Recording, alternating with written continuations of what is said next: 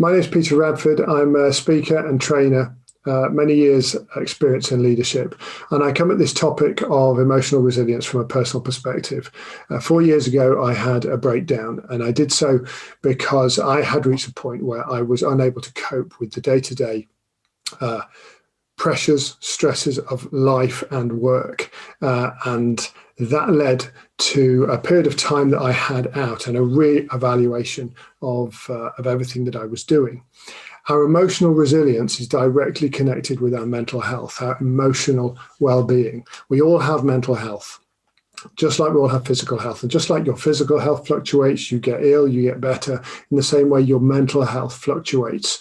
Some days you may start the day feeling positive and perky, and by the end of the day you're feeling low because different things have happened. That's your mental health. That's your emotional well-being. Becoming self-aware of our feelings, our emotions, and learning how to manage them, therefore, is essential in terms of becoming more resilient. There are 6 basic psychological needs that we all have. We all need love, to give and to receive love. And when our love relationships break down, we all know firsthand just how debilitating that can be in coping with very basic day-to-day tasks of life. The second is belonging. We all need to feel like there's a group that we feel we can call home, that we're accepted by. The third one is being understood. We all need to feel like somebody gets us, somebody knows and understands what we're feeling. The fourth one is achievement. We all need to feel like we're progressing, we're competent in some way, we're moving forward. And if we feel like we're continually failing and falling short, and that chips away at our emotional well-being. The fifth one is autonomy. We all need to feel like we have some power, some control to change our situation, to make decisions. And the sixth one is purpose. We all need to feel like we make a difference in some way, our lives matter in some way. Now, when those 6 psychological needs are not met, that has a direct impact on our emotional well-being. The first 3 of those all have to do with our connectedness with other people, and those connections are so significant to our feeling well. The second 3 all have to do with hope. They all have to do with that basic belief that things can get better. And if we lose that hope, then we can find ourselves in quite dark places. Now, as human beings, we all have an instinctive drive to survive. And so when we're feeling low, when we're feeling like life is throwing too much at us, we will find ways to get through the day. And we find different ways. We develop habits as human beings. Some of us will have developed a habit of pushing back with quite aggressive behavior. Sometimes that comes out in the way that we treat other road users on the way home, or the way that we fire off emails, or the way that we speak to our kids. And it's that attempt to kind of push back when we feel like life is closing in on us. Some of us will use comfort eating as a way to cope, where we'll go to the fridge and pick out a pot of ice cream and eat the whole lot. And it gives that dopamine spike. Dopamine is that chemical that the brain releases that gives you the feeling like you can cope. Some of us will use alcohol and drugs in order to get through the day, get through the weeks. And some people will use some kind of escapism like social media or gaming. Those can provide a means to escape for a few hours from our own life. Maybe I don't like what's going on in my own life, so I can lose myself by following somebody else, or by becoming somebody else, becoming an avatar for a couple of hours and just losing myself in that. Now, all of these are understandable, natural coping mechanisms to get through the day. And there's no shame in that, but they're negative coping mechanisms because 2 reasons. Number one, they all can cause harm to us and to others over time. The second is that none of them actually address the issue. None of them fix the problem. They provide a short-term high, a short-term dopamine spike, but they don't address the reason why you're feeling low in the first place. And so being aware of that and how those behaviors may be telling you something about a deeper need that isn't being met is really important in terms of establishing a positive, mentally healthy place from which you can live your best life and from which you can roll with the punches that life throws at you.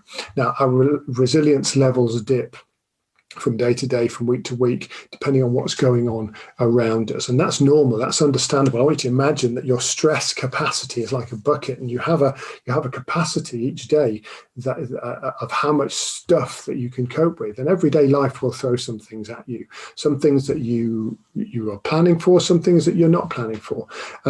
Some days it may be things that are thrown at you from left field, but your capacity, your vulnerability will be different on different days depending on what's going on in your life. And that's normal and that's understandable. And that's important to recognize, because sometimes we put pressure on ourselves that I should be able to cope with this, or I should be able to handle this. And we're basing that should on, well, because I coped with it last week or I coped with it last year. Except last year you weren't going through what you're going through now. Last year there was a whole different set of circumstances.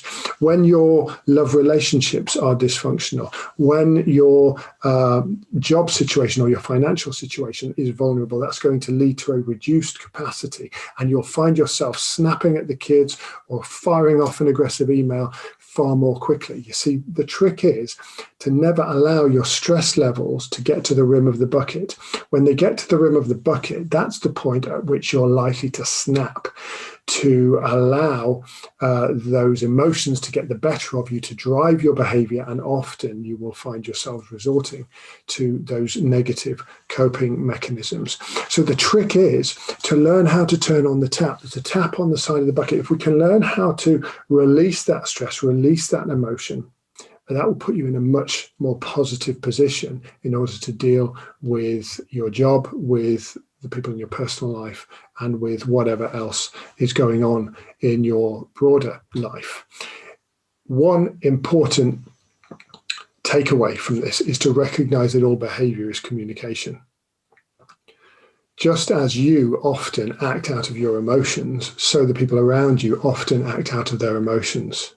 And understanding that can help you navigate the complexity of dealing with people and dealing with people's emotions on a day-to-day basis. All behavior is communication. So learn to see that the way people behave towards you is not necessarily personally directed at you. It's an expression of their emotions and what they're feeling, their stress, their anxieties, their insecurities, which may be coming out in the way that they fire off an email to you that's not intended to be abrupt, but maybe come across that way because of the emotion that is driving their behavior. Recognizing that can help you to navigate and work effectively with people, with customers and with colleagues on a day-to-day basis, but also recognizing the interrelation between your behaviors, your thoughts, and your feelings. You see, sometimes we get locked in a cycle of negative behaviors, negative thoughts, and negative feelings, and these feed into each other. And if instead we're alert to that, we can change our behaviors, change our thoughts, which will in turn lead to different feelings, which put us in a better place to act positively, act rationally, act with perspective, rather than simply allowing our emotions to drive our behaviors.